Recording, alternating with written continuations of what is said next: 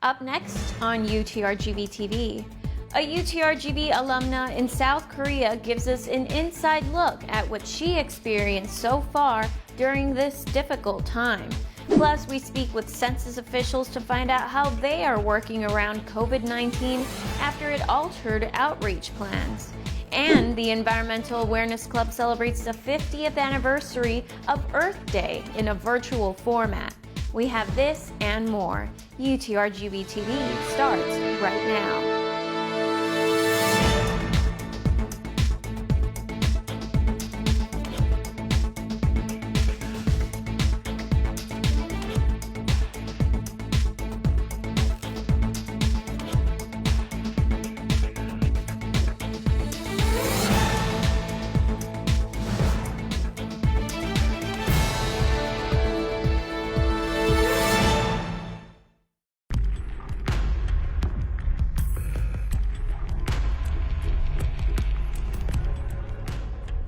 Welcome to another edition of UTRGV-TV. I'm Juliana Quiroz. Today is Monday, April 27th. Thanks for joining us once again as we are nearly closing the semester. Hang in there, vaqueros.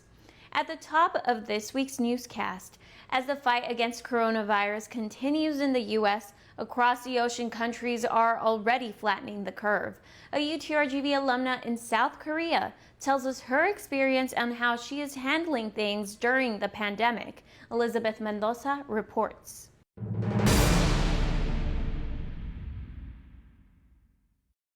I felt like it was just gonna be focused in China. I didn't really think it was gonna be an outbreak nationwide or worldwide in our case. Denise Martinez, a 2018 UTRGV graduate, moved to South Korea back in February to teach elementary students the English language right before the COVID-19 situation worsened in the U.S. She tells us how things are looking like now in that part of the world. The cases have plummeted here in Korea. So we do go out, but we still try to take precautions such as wearing our mask and trying to wash our hands all the time. And buildings are still enforcing the use of masks. They won't allow you to go in without wearing a mask, and they also offer drinks at the door. Martinez also tells us that South Korean officials have not enforced mandatory quarantine and that it has been delayed for over a month. Well, at the beginning when I landed, there wasn't any quarantine. They only ask you questions such as, have you ever been in China? Even at the airport, like on our way to Korea, they made you check just they would give you a paper to survey if you've ever landed in China. Did you ever have any contact with a Chinese person? She tells us that South Korean officials have not implemented any mandatory rulings except for wearing masks in public. Officials have also not been strict in enforcing rules since there has been a decrease in cases. The Korean government has closed or delayed most things like touristic locations, concerts, and public masses. However, grocery stores remain open and people are very aware that they need to take their health into consideration. So since we are under a program, they want to make sure that our safety is their priority. So as soon as we landed, they would enforce us not to step outside of the location that we were staying at that moment. But we weren't forced to quarantine. Martinez and other first-time educators are currently teaching students online. She says they are staying positive during this time and hoping to still have the best teaching experience they can get in spite of the impacts of COVID-19. Reporting for UTRGV-TV, Elizabeth Mendoza. The coronavirus pandemic has altered the 2020 census outreach plans. We spoke with a census official to find out how they are finding ways to work around COVID-19 and get every person counted. Rocio Villalobos has the story.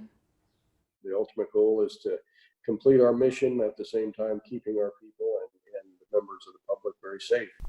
The U.S. 2020 census is more than 2 months into its count and stands at a response rate of 53% nationally, which Deputy Regional Director Dennis Johnson says is on track with their projections. The final reminder to fill out the questionnaire is arriving in mailboxes now through the beginning of May. Shortly after, unresponsive households will typically be visited by a census taker, but the threat of COVID-19 has temporarily suspended field operations. Within the next month or so, we will restart many of those operations in preparation for completing as soon as it's safe in each area. We want to make sure that we're not getting out too quickly and possibly making a bad situation worse. He says they're practicing safety guidelines set by the Federal Emergency Management Agency, FEMA, while following county and state restrictions. At 35%, Cameron and Hidalgo County's response rate is more than 10% behind the national average.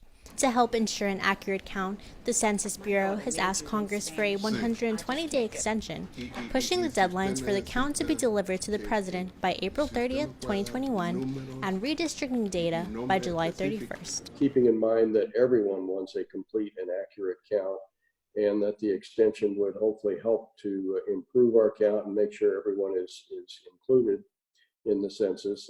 I'm hoping that we'll all come to agreement that if we extend a little bit longer, we'll have a much better information in the end. And for the first time in history, the census can be submitted online. Johnson urges college students to ensure they are counted, as this data determines funding to critical student programs, including school safety, mental health services, federal Pell Grants, and more. For answers to where you should be counted based on your residence, visit 2020census.gov. Reporting for UTRGV-TV, Rocio Villalobos. Produce bags are being sold on a pay-what-you-can basis on Fridays to help eliminate hunger and enhance the access to healthy food for students, faculty, and staff. We spoke to the Vice President of Professional Education and Workforce Development and others involved to find out how this initiative came to be. Our reporter, Verilo Infante, has more.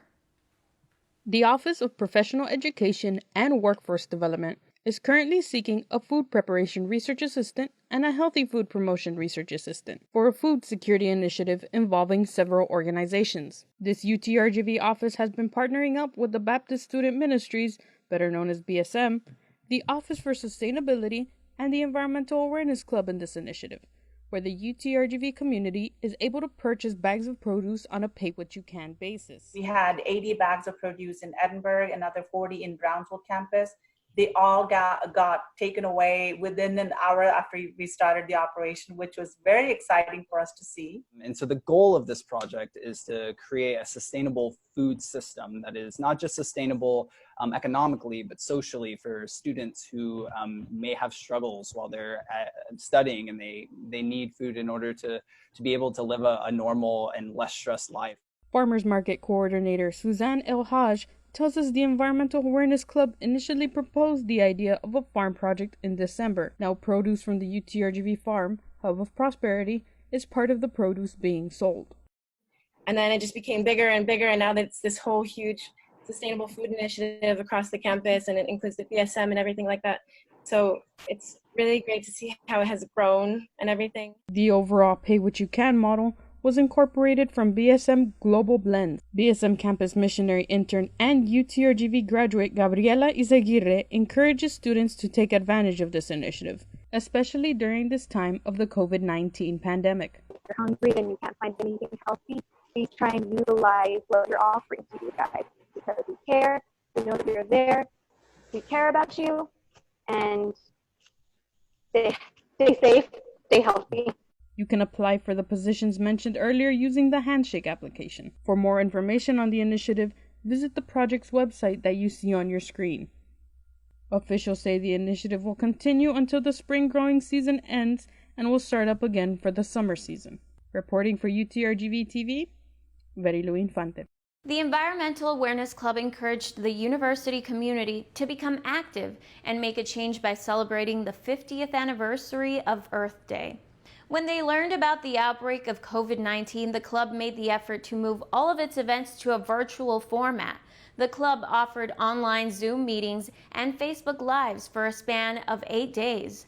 The impact of climate change, environmental justice, and sustainable agriculture were some of the many topics discussed in panel discussions, workshops, and presentations. Climate change, climate destruction, climate catastrophe, whatever you want to call it, is bigger than us, and it's bigger than the pandemic. So it is important that we still bring awareness to the fact to global warming And so that's why we thought it important to still go online and do events and promote sustainable lifestyle so that we could support ourselves in the future when disasters hit. The president of the Environmental Awareness Club says they will continue to be active online. Follow them on Facebook and Instagram if you would like more information. A group chat involving members from the Chinese Student and Scholar Association at UTRGV led to the donation of more than $1,000 to the student food pantry and 1,000 face masks to 2 Valley Police Departments. This coming in from a UTRGV press release last week. The discussion started on a messaging and social media app called WeChat. The members were able to raise $1,330 for the student food pantry and donated the face masks to the Edinburgh Police Department and McAllen Police Department. The release said that according to Associate Dean Wong, all of the members have ties to China and they, quote, knew early on how bad this virus is or can be. The former chair of the organization, Ben Shi, assistant professor in the UTRGV Mechanical Engineering Department, said it was, quote, a donation from the entire Chinese community. Here's this week's UTRGV-TV Noticias en Español.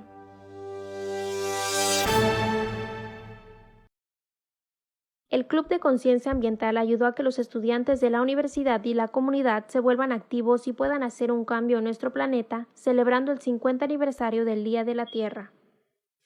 Cuando se enteraron de la pandemia, el club hizo el esfuerzo para mudar todos sus eventos a un formato virtual.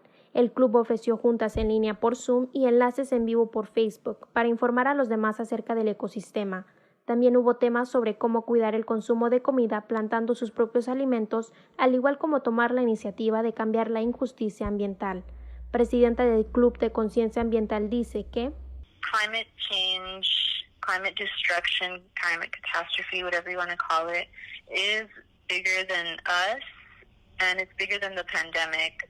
So it is important that we still bring awareness to the fact to global warming, and so that's why we thought it important to still go online and do events and promote sustainable lifestyle so that we could support ourselves in the future when disasters hit. Para muchos jóvenes universitarios, el toque de queda por el COVID-19 no es un impedimento para ayudar el planeta Tierra, como lo menciona miembro del Club Ambiental, Fátima García. As a club, we knew that, this is urgent. A stay-at-home order is important, but it's definitely not going to stop the urgency of climate change. So as a club, we knew that it was significant, that it was necessary and important to continue our fight and to continue sharing and raising awareness within our communities. Garza agrega que acercarse más a la naturaleza en esta etapa del COVID-19 ayudará en un sentido espiritual para poder sobrellevar la cuarentena y apreciar los entornos. Si gusta más información puede ingresar a sus redes sociales como EAC.RGV. Por el momento las juntas se seguirán generando por Zoom al igual como los enlaces en vivo por Facebook. Reportando para UTRGV Noticias en Español, Kenia Correa. Now to this week's police reports.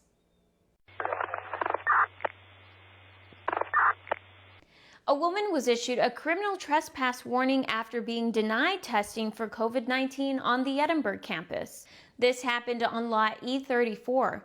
According to officials, the woman was walking around campus wanting to get tested and displayed aggression towards the clinical staff.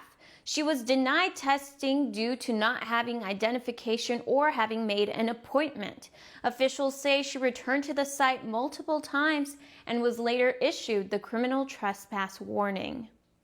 Still on the Edinburgh campus, a faculty member requested his wife's office, also another faculty member, be unlocked after having had a verbal argument. This happened at the Academic Services building. According to the report, the faculty member stated to an officer that he wanted to check if his wife was fine.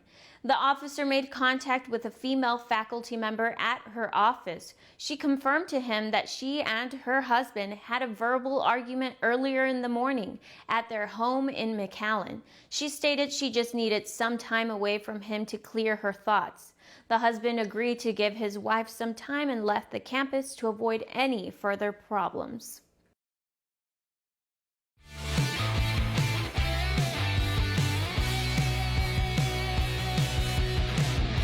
For this week's Music Craft, a local artist writes and records songs for his own band. But along with being a musician, he's also a promoter. Here's Neida Alcantar with more. At just 18 years old, Leo Aguilar has already made a name for himself in the Valley. He started making songs on his phone his sophomore year of high school before deciding to start a band with fellow friend and bandmate Carlos Zamora. The song that kicked off Leo's musical career was Wake Up, Eat, currently with 84,000 plays on SoundCloud. TV Flesh consists of Oliver Gonzalez on bass, Isaiah Solis on drums, Carlos on guitar, and Leo on vocals and guitar. One of the hardships Leo faced during the early stages of TV Flesh was the constant change in band members. So at first it was a different member called Ryan, and he used to play bass for us. We would play shows really late. We're still like in high school, by the way. So his mom stopped letting him play with us, and that's when Oliver joined. Not only was this a struggle, but Leo also couldn't find gigs to play, which led him to start booking shows on his own. And within a few months, Leo became a local promoter. One day I was just like, we just gotta keep throwing shows because it's the only shows we get. It's like throwing your own personalized show, for yourself. All I do is pretty much just hit up bands, make connections. Like a lot of the bands that we book down here are people that I've met while playing shows. Leo and Carlos, for fun, started booking shows at Carlos' residence, now known as Sauce House. Soon they started Sauce House booking in 2018, where he would contact bands to play at the residence and at local venues. It's crazy how much it's grown. Like, we were just doing these for fun, and then it became a whole ass venue. People just liked it, I guess. Leo had planned a show at Yerberia Cultura this March, where local, regional, and out-of-state bands would be able to perform. However, bands started bailing out until eventually the McAllen venue had to shut down due to the pandemic. We didn't really have a name for the event, and we wanted it to be a showcase because South by Southwest is canceled, so we wanted to do our own thing. It was called the South by Southwest Fallout Showcase. It was just kind of like a joke name. Flashback to last year in August, TV Flesh had the opportunity to play in Monterrey at a show called Flora. That was the best show of my life so far. I got to meet some of my favorite bands. It was really fun. It was the highlight of my life. Now that Leo's limited to the things he can do now, he says the only things he can do is live stream bands on the Sauce House Instagram page and work on the upcoming album for TV Flesh. We have everything done, we just need to record it. But it's become impossible for us pretty much to get all of us together and do all that. Leo wishes to continue writing, recording, and producing songs in the future, not only for TV Flesh but for a personal project he is currently working on. He mentioned starting another band called Gottsitz in Munich. You can find TV Flesh's music on SoundCloud, Bandcamp, Apple Music, and Spotify. Reporting for UTRGV-TV, Neida Alcantar. Thanks for tuning in. That's all we have for this week. Stay at home if you can. We'll get through this. See you next time.